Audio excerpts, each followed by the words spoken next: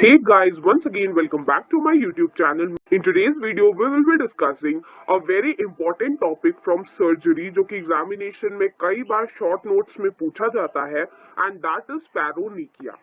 पैरोनिकिया का मतलब होता है नियर द नील। ठीक है, ये एक बहुत कॉमन टाइप का हैंड इन्फेक्शन है जो कि क्यों हो जाता है, ज्यादातर आप लोगों ने नोटिस किया होगा कुछ लोग अपने नेल्स जब कट करते हैं तो वो बहुत ज्यादा पास से कट कर लेते हैं जिसकी वजह से वहां पर पेन होने लगता है, या फिर कई बार कुछ लोगों के नेल्स बहुत ज्यादा ग्रो करके वो स्किन में अंदर की तरफ जाने लगते हैं। ठीक है, तो ट्रिमिंग ऑफ नेल या फिर इन ग्रोइंग नेल की वजह से पैरोनिकिया। ठीक है, पैरोनिकिया बेसिकली दो टाइप के होते हैं, अक्यूट और क्रोनिक। अक्यूट वाला जो होता है वो ज्यादातर ट्रिमिंग ऑफ नेल की वजह से या फिर इन ग्रोइंग नेल की वजह से होता है, जबकि जो क्रोनिक पैरोनिकिया होता है that is mainly due to fungal infection. ठीक है, infection which is subcuticular starts in the lateral sulcus. क्या होता है, जो नेल्स के आसपास का पार्ट होता है, जैसा कि आप ये फिगर में देख सकते हो, तो यहाँ पे क्या हुआ है कि ये नेल है और ये नेल के आसपास का एरिया धीरे धीरे इफेक्ट हो रहा है और वो पूरे नेल बेस को इफेक्ट कर देता है। ठीक है, नेल बेस अफेक्ट होने के बाद क्या होगा, कई बार ऐसा होता है कि वहां पे जो अफेक्टेड फिंगर होती है वो बहुत ज्यादा पेनफुल हो जाती है। क्यों होगी पेनफुल? बिकॉज वहां पर पस का फॉर्मेशन हो गया है।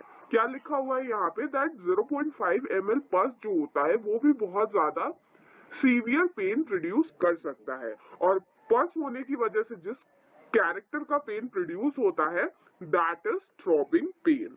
ठीक है, ट्रीटमेंट कैसे करेंगे हम लोग इसका, अगर पस फॉर्मेशन नहीं हुआ है, ठीक है, तो हम फिंगर को सोक करके एलिवेट करके और उसे प्रॉपर एंटीबायोटिक्स देकर उस केस को टैकल कर सकते हैं।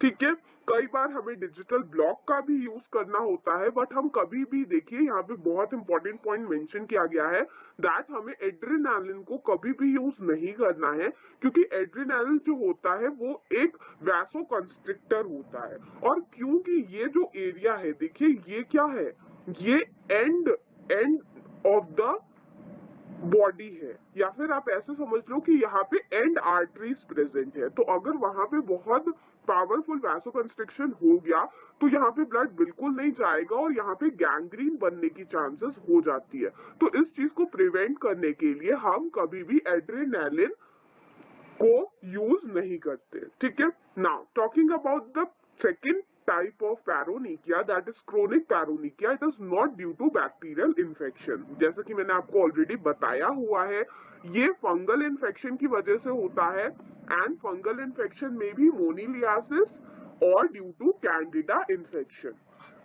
ठीक है, ये ज्यादातर किन लोगों में होता है, अब ये क्योंकि ये क्रोनिक है तो ऐसी कुछ वुमेन्स होती हैं जो हमेशा दिन भर बर्तन धुलती रहती हैं, क्लोथ्स धुलती रहती हैं, जिनकी उंगलियां हमेशा गीली रहती है। ठीक है, तो उन कॉन्स्टेंटली वेट फिंगर्स की वजह से नेल्स के आसपास की जो जगह होती है वहां पर फंगल इन्फेक्शन हो जाता है।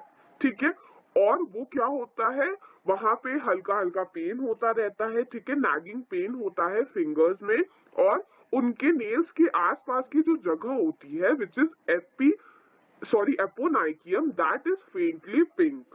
ठीक है, तो उसकी वजह से क्या होगा, पर्सन को क्रोनिक पैरोनिकिया के सिम्टम्स आएंगे। Now talking about the treatment, कि हम ट्रीटमेंट कैसे करेंगे, तो ये चीज किस वजह से हो रही है, ये हो रही है ड्यू टू फंगल इन्फेक्शन।